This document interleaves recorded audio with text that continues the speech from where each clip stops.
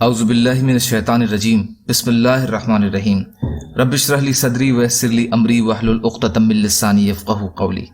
منتخب احادیث علم الذکر احادیث نبوی صلی اللہ علیہ وسلم۔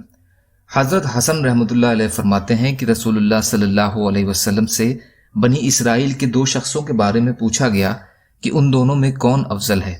ان میں سے ایک عالم تھا جو فرض نماز پڑھ کر لوگوں کو خیر کی باتیں سکھانے میں مشغول ہو جاتا تھا، دوسرا دن کو روزہ رکھتا اور رات میں عبادت کرتا تھا۔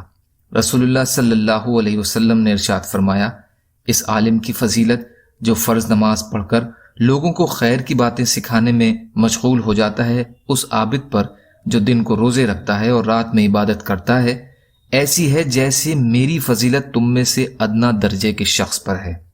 دارمی۔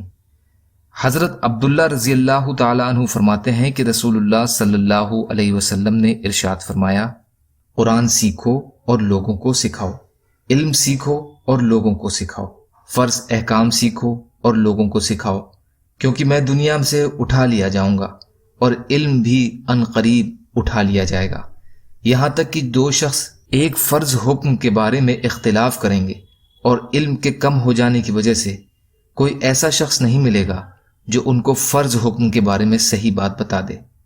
بیہقی۔ حضرت ابو امامہ باہلی رضی اللہ تعالی عنہ روایت فرماتے ہیں کہ رسول اللہ صلی اللہ علیہ وسلم نے ارشاد فرمایا، لوگوں، علم کے واپس لیے جانے اور اٹھا لیے جانے سے پہلے علم حاصل کر لو۔ مسند احمد۔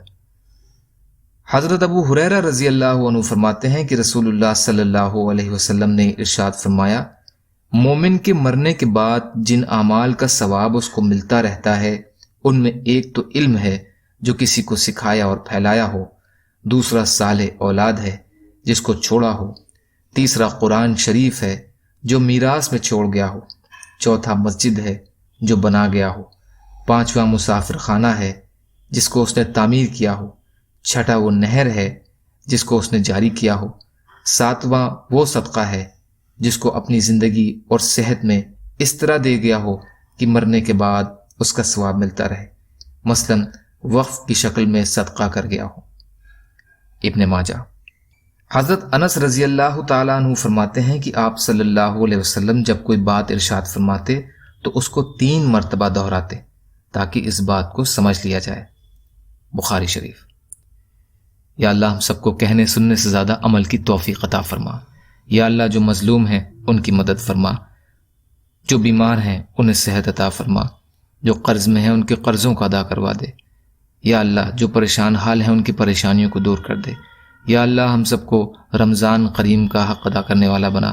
یا اللہ رحم کا، کرم کا، عافیت کا، درگزر کا، فضل کا معاملہ فرما، سچی توبہ کی توفیق عطا فرما۔